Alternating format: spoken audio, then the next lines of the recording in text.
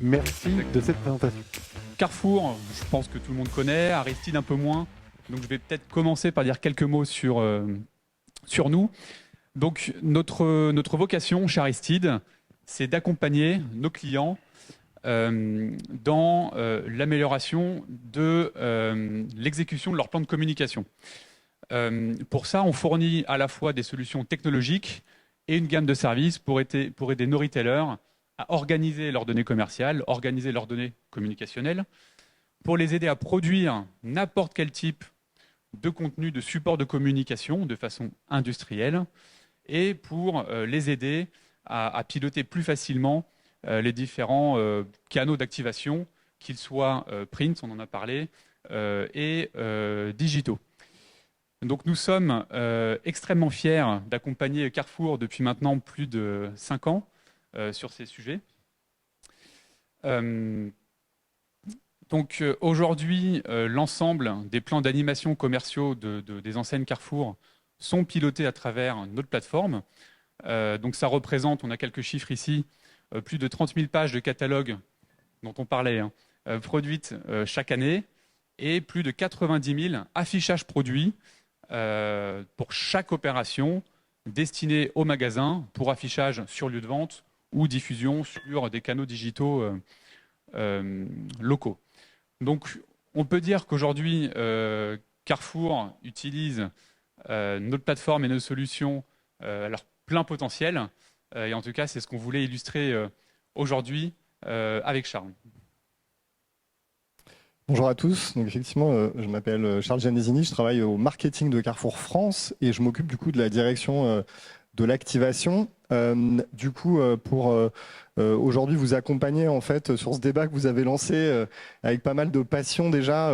Effectivement, vous avez évoqué beaucoup de points que je tentais de résumer sur cette première slide, mais c'est pour nous un enjeu absolument structurant. Le catalogue et la promotion intrinsèquement qui sont très liés l'un à l'autre, c'est le moteur du retail alimentaire aujourd'hui, c'est le moteur de trafic numéro 1 vers nos magasins notamment, mais aussi finalement aussi pour le e-commerce.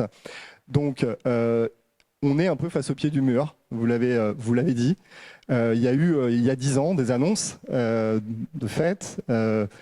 On était dans le constat il y a encore 2 ans que oh là là, on était très très loin de cette bascule vers un monde et une promotion toute digitalisée. Le fait est qu'aujourd'hui, on a effectivement ces trois changements dans le contexte.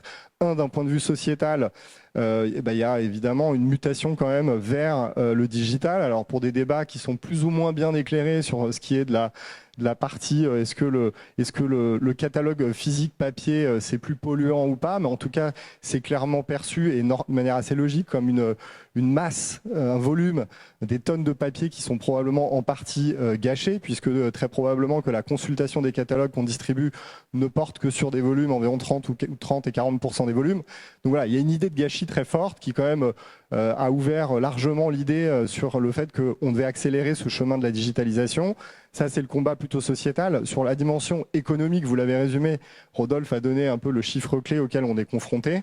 50% d'inflation dans un contexte lui-même inflationniste dans lequel on ne peut pas se permettre d'augmenter nos budgets marketing.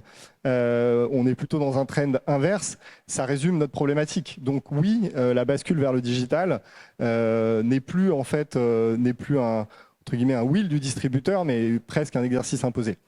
Donc on va y aller. Ce serait beaucoup plus simple si tous les retailers se tapaient dans la main et disaient simultanément on y va. On a su faire des choses comme ça très verticalisées autour du Covid, etc. Donc peut-être qu'on va y venir. En tout cas, à ce stade, c'est aussi à travers des démarches portées par les pouvoirs publics comme le WePub, qui a démarré dans une quinzaine d'agglomérations en France. Je ne sais pas si vous connaissez cette initiative. C'est l'inverse du Stop Pub que vous avez peut-être apposé sur vos boîtes aux lettres, où finalement, sur ces 15 régions, depuis septembre, les distributeurs de nos catalogues papier ne distribueront plus les catalogues dans les boîtes aux lettres des citoyens, sauf si le WePub est apposé. Donc ça inverse totalement la logique. Évidemment, on a beaucoup à apprendre. Alors on avait pris les devants chez Carrefour avec une démarche qu'on appelle zéro gaspille, qu'on a initiée déjà dans une une cinquantaine de nos magasins depuis maintenant 1 an, et c'est très drivé par la culture qu'on a maintenant sur la France, chez Carrefour France, qui est de dire oui à tous nos clients. Donc il s'agissait de trouver une méthode et une manière de dire finalement oui à chaque client. Et, vous l'avez évoqué aussi, il y a beaucoup de gens qui sont très attachés à ce catalogue papier. Il y a beaucoup de gens pour qui c'est le support qui guide les courses dans le magasin. J'entoure les promos que je veux retrouver et je suis mon parcours client avec quasiment mon catalogue à la main. Alors c'est vrai que c'est le grand écart sociétal entre, vous parliez tout à l'heure de retail média, de métaverse, voilà, donc on doit être sur ces enjeux-là. Mais la vraie vie de 40% de nos clients, c'est probablement effectivement cet attachement fort au papier. Donc nous, notre enjeu, c'est de dire oui à tous nos clients et c'est de pouvoir du coup travailler plus en direct à travers une logique, ce qu'on appelle nous la contactabilité, par nos canaux owned, être en capacité finalement de progressivement n'envoyer des courriers qu'aux quelques personnes qui voudront finalement ne pas faire cette transition digitale. Donc on avance voilà, maintenant à grands pas. Il y a ce projet derrière très ambitieux de se mouvoir en Digital Retail Company et du coup, évidemment, au cœur de ça, on doit être équipé de partenaires technologiques qui nous permettent de faire at scale ce qu'on doit faire à travers la diffusion des bonnes promotions aux bons clients et c'est un peu tout le sujet d'aujourd'hui. Peut-être juste pour effectivement voilà, illustrer ce qui fait le fruit de notre collaboration avec Aristide sur la rentrée, là, c'est que effectivement, on vient de sortir le premier objet e-catalogue personnalisé. Donc ça reste, on va dire, le début d'un long chemin, mais qui finalement traduit un peu cet enjeu. On a pendant longtemps misé sur finalement ce média papier. Et là, en même temps que finalement on va basculer nos volumes et notre contactabilité sur le digital, on a évidemment besoin de réinventer l'expérience. Donc l'expérience, c'est la personnalisation au cœur de nos catalogues, c'est l'interactivité au cœur de nos catalogues et c'est la capacité à pouvoir réorchestrer ce catalogue digital dans un ensemble évidemment sur nos fronts, qui comporte bien d'autres éléments. Donc là, on a délivré à peu près à un peu plus d'1 million de nos clients ce premier catalogue personnalisé.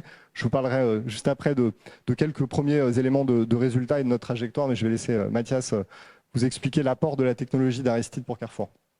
Voilà, donc en quelques mots, donc Charles l'a dit, donc on a effectivement lancé les premiers catalogues personnalisés, ce qui consiste pour Aristide à produire pour chacun des clients de Carrefour un catalogue, j'ai envie de dire augmenté, avec à l'intérieur, dans les 4 premières pages, une sélection d'offres, une sélection de produits personnalisés, pertinentes pour le client connecté.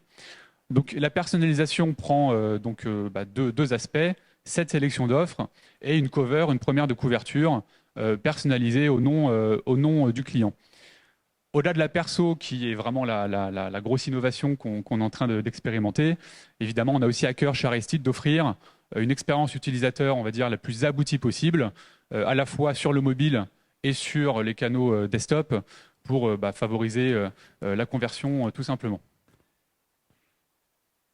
Donc, pour témoigner des résultats, en fait, ce qui nous a aussi amené à s'appuyer sur la technologie d'Aristide, c'est qu'il y a aussi toutes ces fonctionnalités au-delà de la personnalisation.